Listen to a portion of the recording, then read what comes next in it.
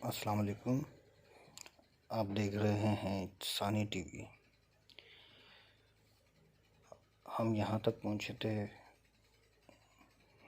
کتاب میں دجال کون کب کہاں سلسلے کی 6 ایپیسوڈ ہے۔ آگے بڑھتے ہیں۔ آپ نے غور فرمایا چند گوڑی چمڑی والے یورپی جنگی قیدی مسلمانوں کو حسن سلوک دیکھ کر مسلمان ہو چکے ہیں۔ وہ آبائی مسلمان نہیں، نو مسلم ہیں، اور حضرت موسیٰ علیہ السلام کے زمانے کے جادوگروں کی طرح ان کا ایمان اتنا کامل ہو چکا ہے کہ 12,000 کے لشکر کے ساتھ شامل ہو کر 9.5 لاکھ سے ٹکرانے کے لیے تیار ہیں۔ ان چند نو مسلم افراد کی حوالگی پر دنیا کی ترقی یافتہ ترین متحدہ قوتوں کا لشکر واپس جانے پر تیار ہے، اور چند ہزار ٹوٹے پھوٹے مجاہدین کی جان بخشی اس سے مشروط ہے، جنہیں موت سامنے نظر آ رہی ہے۔ لیکن ان چند کامل ایمان جہادیوں کا جواب سنیے۔ اللہ کی قسم، ایسا ہرگز نہیں ہو سکتا۔ وہ اسلام قبول کر کے ہمارے بھائی بن چکے ہیں، ہم انہیں کسی صورت میں اکیلا نہیں چھوڑیں گے۔ اللہ اکبر۔ بتائیے، یہ جرأت اس وقت روئے زمین پر موجود کس طبقے میں ہے؟ کون ہے جو ایک سپر پاور نہیں، تمام سپر پاورز، تمام پارٹنرز، تمام نان پارٹنرز کو ٹکا سا جواب دے سکتے ہیں کہ ملک جاتا ہے تو جائے، حکومت چھنتی ہے تو 100 بار چھنے، ہم کسی مسلمان کو کفار کے حوالے کرنے کی بےغیرتی کبھی نہیں کر سکتے۔ وہ اور ہوں گے جو چند ڈالروں کے عوض اہل بیت کو بیچتے ہیں اور پھر ماں کی گالی کھاتے ہیں۔ بتائیے، پہچان میں کوئی مشکل رہ گئی ہے؟ کوئی سمجھ کر بھی نہ سمجھے تو اس کی مرضی، ورنہ کوئی حجاب، کوئی رکاوٹ، کوئی حائل نہیں۔ جب تم دیکھو کہ خراسان کی جانب سے سیاہ جھنڈے نکل آئے تو اس لشکر میں شامل ہو جاؤ، چاہے تمہیں اس کے لیے برف پر گھسٹ کر کرالنگ کر کے کیوں نہ جانا پڑے کہ اس لشکر میں اللہ کے آخری خلیفہ مہدی ہوں گے۔ یہاں پہنچ کر پہلا سوال کافی حد تک حل ہو چکا ہے۔ غائبانہ تعارف سے حاضرانہ تعارف تک کا مسئلہ کافی سنسنی خیز ہوتا ہے۔ اس میں بہت لوگ یا تو نہایت جلدی کرتے ہیں اور جھوٹے مدعیوں کو سچا سمجھنے لگتے ہیں۔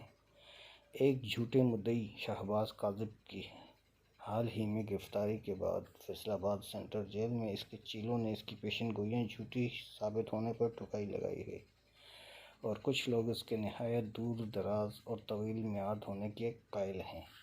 دراصل صحیح تعین تو ممکن ہی نہیں، نہ اس مسئلے کی نہ اس جیسے دیگر مسائل کی، لیکن مکمل ابہام بھی قابل قدر روش نہیں۔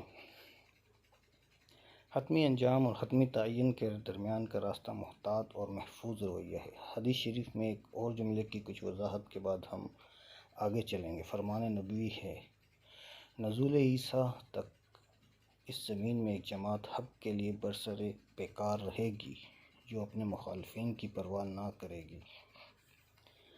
اس میں جماعت حق کی 2 مخصوص صفات بیان کی گئی ہیں: جہاد اور مسلسل جہاد۔ 2. مخالفین کی پرواہ نہ کرنا۔ آج کون سی سرزمین ہے جہاں جہاد نامی فریضہ مٹ جانے کے بعد زندہ ہوا اور مسلسل زندہ ہے؟ دنیا میں جہاد کی کوئی قسم نہ ہوگی جو یہاں نہ لڑی گئی ہو۔ منکرین، ملحدین، باغین، مرتدین اور اب متحدہ کافرین کے خلاف۔ غرض یہ کہ ہر نوع کا جہاد یہاں ہوا اور ہو رہا ہے۔ مخالفین کی پرواہ نہ کرنا، کراری دا شنی نشتہ سب ٹھیک ہے، کسی قسم کا کوئی مسئلہ نہیں۔ پشتو کا ایک جملہ طالبان اکثر استعمال کرتے ہیں، کسی کا مخصوص مجاز ہے۔ نیوز ویک کی تازہ رپورٹ ہے، طالبان جس طریقے سے اپنی قوت کی بحالی، ریسیلینس اور وحشی پن، فیروسٹی کا مظاہرہ کر رہے ہیں، اس سے واشنگٹن اور نیٹو تنظیم کے دوسرے دارالحکومتوں میں خطرے کی گھنٹیاں بجنا شروع ہو گئی ہیں، اور سول سرچنگ کا ایک نیا دور جنم لے رہا ہے۔ ایک نسبتاً رگٹا بغاوت نے کس طرح دنیا کی طاقتور ترین افواج کو اپنے قریب تک آنے سے روکا ہوا ہے۔ سبحان اللہ۔ ایک طرف ایک ایسی بکھری ہوئی، منتشر اور ٹوٹی پھوٹی بے وسائل جماعت ہے جن کا اپنا ملک بھی اس کے خلاف ہے، دوسری طرف 43 ایسے ممالک ہیں جن میں سے کوئی ایک بھی دنیا کے کسی ملک کو دھمکی دے تو اس کے اوسان خطا ہو جائیں۔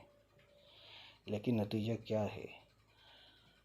آج سے 7-8 سال پہلے تھا کہ فضائی حملوں سے ابتدا ہو کر واپس فضائی حملوں پر بات چلی گئی ہے۔ قریب آنا تو دور کی بات ہے، زمین پر آنے کی جرات کرنا مشکل ہو گیا۔ 43 ممالک اصناف میں شامل ملکوں کو اچھی طرح گننے کے بعد سامنے آئے ہیں۔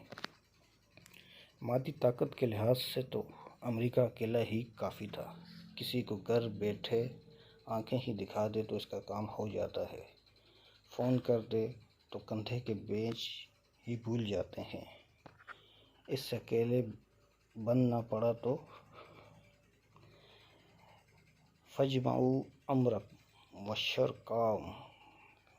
وَشُرَكَاءَكُمْ، یونس 71 آیت ہے کہ تخت اس نے نیٹو کو پکارا، 26 ممالک دوڑے چلے آئے، جبکہ دنیا فتح کرنے کے لیے ان میں سے 10 بھی کافی تھے، لیکن بات پھر بھی نہ بنی۔ غیر منظم اور غیر تربیت یافتہ جنگجو پھر بھی بھاری پڑنے لگے تو نان نیٹو ممالک کو ملا لیا گیا۔